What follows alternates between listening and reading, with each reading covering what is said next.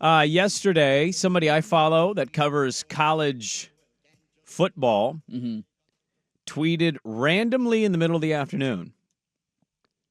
Still don't think we're talking enough about Oregon next fall. Nobody's giving us a chance, man. We're just under the radar. Nobody's paying any attention to us. It's getting harder by the day for you, isn't it? Just flying under the radar. You guys are like right there with Georgia. It's like some favorite to win the title. Ducks, man. Built, not bought. We're just grinding. We're going about our business day by day. How big in October will that game be? It's maybe the biggest regular season game of the season. If we're just being honest about all of this, Yeah. Can I follow that up? So Like in the history of Autzen, it's not close. is there anything There's some good games on that will schedule. come close to? No, not right now. So this, we need to make fun of somebody on this.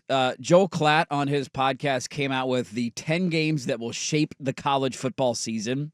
Okay. Is that number one? He doesn't have it listed in an order. So it's just, Okay. there's not like a one next to it. He just has 10 games randomly listed. Unless Georgia plays. That's a sneaky good move by him to not rank Not them, rank the 'cause game. Then you can't hear the bitching and moaning about that. So this sparked the thought, right? So Oregon, Ohio State is on the list, of course, one of the biggest games of the year. The other one, there are some random ones on here, and then there's one that we just need to make fun of. LSU USC is on here opening weekend. Why would is that the one you're talking That's about? not the one I'm talking about. I'm a little surprised that's on there. Why? I don't think either of them have championship expectations this year.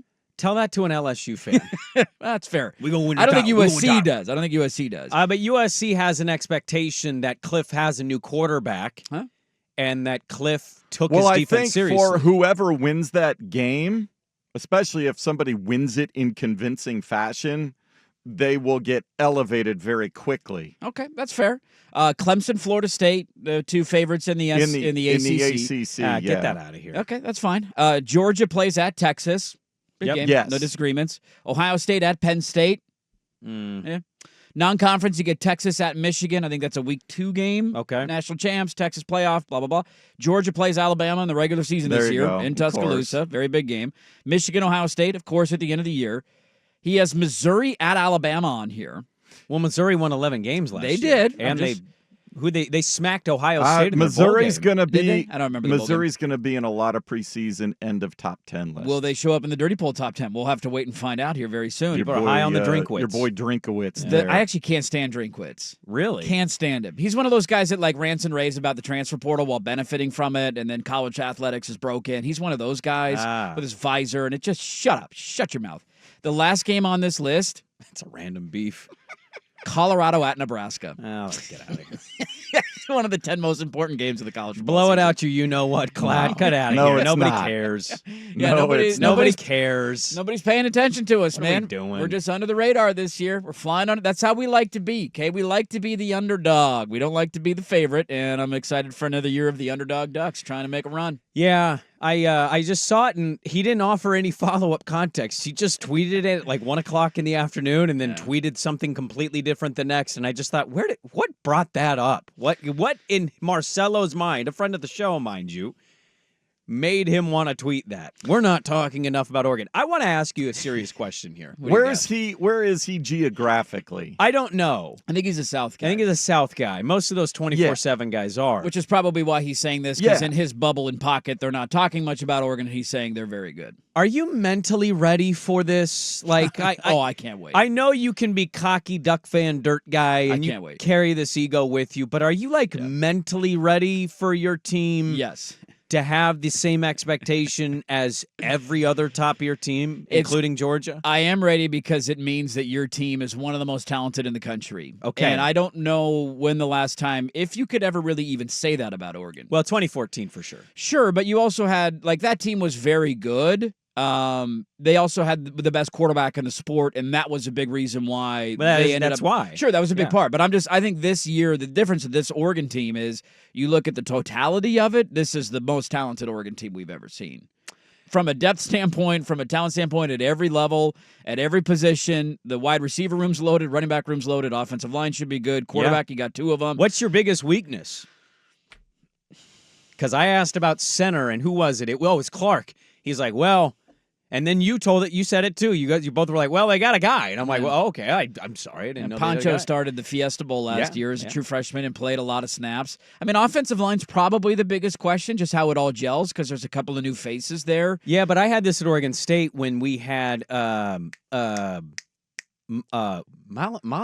was the coach's name? He left with Jonathan. Mahalichik.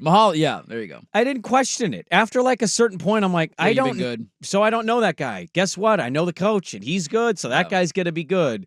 I think you kind of get to that point because Oregon's coach won the Alik Terry. Yeah. Didn't he win the award last year? I don't remember. Maybe he did. I know he was a finalist. They were in the conversation. As a group, they were one of the best offensive lines in football. So the other benefit you got now going forward is that you don't, and I cannot wait for this because I've had my season die on a weekend, and it sucks that every game has to be a must-win game, especially when you were playing in the Pac-12.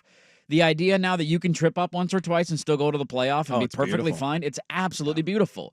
And so it eases some of that pressure and that tension that I think a lot of teams felt during the regular season of like, we have to win this week or else we will not have a chance to play for a championship. Let me ask you this, and then we'll get to Zig or Zag.